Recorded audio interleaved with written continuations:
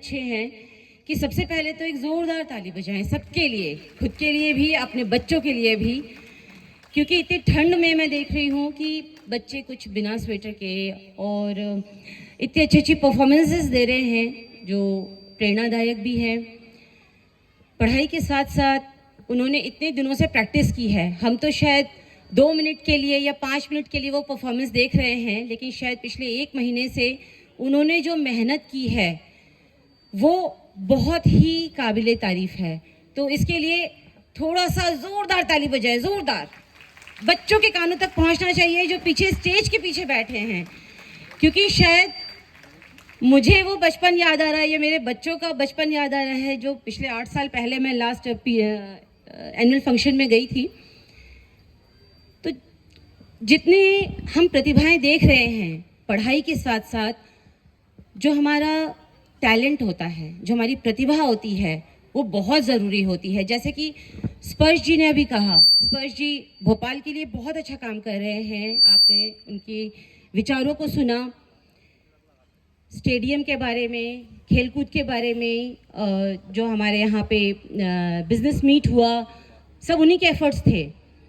तो हम भोपाल को बढ़ाने के लिए जब इतनी सारी कोशिशें कर रहे हैं, तो आपका हमारा छोटा छोटा योगदान शायद हमारे भोपाल को वाकई में भारत का जो हृदय कहा जाता है, उस हृदय को गौरवान्वित करेगा। छोटे छोटे प्रयास, जैसा कि कहा गया कि थोड़ा सा मैं अपनी जर्नी बताऊं कि मैंने गोबर पे, देसी गाय के गोबर पे काम करना शुरू किया था आज से 9 साल पहले।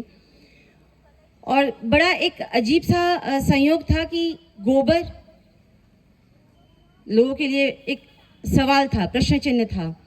लेकिन आज ग्लोबली हम बात करें कि गोबर के इतने फ़ायदे होते हैं, जो पुराने ज़माने में हम सतयुग की बात करें तो सतयुग से लेके आज तक गोबर की जो उपयोगिता है कभी कम नहीं हुई है। केवल हमने उसको देखने का दृष्टिकोण बदल लिया है। तो क्यों ना हम थोड़ा सा फिर आयुर्वेद में आ रहे हैं, नेचुरोपैथी में आ रहे हैं। क्यों आ रहे हैं? क्योंकि हमें पता है कि चीज़ें हमें वापस अगर उसी युग में जाना है या स्वस्थ रहना है, तो कहीं ना कहीं हमें प्रकृति से जुड़ना पड़ेगा। उस प्रकृति से जुड़ने के लिए एक प्रयास है कि आज हम अपनी प्रकृति को बचाने की बात करते हैं। ग्लोबल वार्मिंग की बात करें तो हमें सबसे ज़्यादा पहले प्रकृति को बचाना पड़ेगा, तब हम जाके हमारी आने वाली पीढ़ी को पानी दे पाएंगे, शुद्ध वायु दे पाएंगे, ऊर्जा दे पाएंगे और एक निरोगी काया दे पाएंगे। तो जो थोड़ा बहुत मेरा प्रयास रहा है इस क्षेत्र को लेकर, तो मैं सिर्फ इतना ही कहूँगी कि अपने बच्चों को पढ़ाने के साथ साथ जो उनके दिल में, ये हम भूख की बात कर रहे थे, करुणा की बात कर रहे थे, इसको जीवित रखें। पढ़ाई के साथ साथ, प्रोफेशन के साथ साथ पैशन भी उतना ही ज़रूरी है, क्योंकि आजकल हम देखते हैं बच्चों में डिप्रेशन, फ्रस्ट्रेशन, ये चीज़ें पहले कभी नहीं थी, आज है। तो अभी एक मीम में मैंने कुछ दिन पहले देखा था, मैं डिप्रेशन में जा रहा हूँ, तो उस पर मजाक उड़ाया जा रहा था कि ये कहाँ जा रहे हो, इतनी रात को मत जाओ। तो ये एक मजाक बन के क्यों रह गया है? उसको हम थोड़ा सा सीरियसली समझे कि कहीं ना कहीं बच्चे का मन शायद कुछ और है और हम उसको ख्वाहिशों की बोझ तले अपने सपनों में लाद रहे हैं।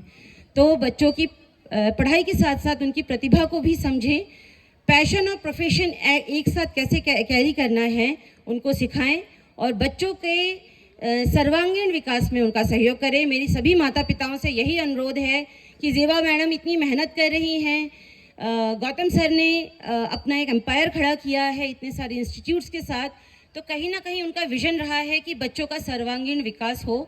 और मेरी भी आप सभी पेरेंट्स से ये रिक्वेस्ट है कि इसको आगे बढ़ाएं। थैंक यू, धन्यवाद।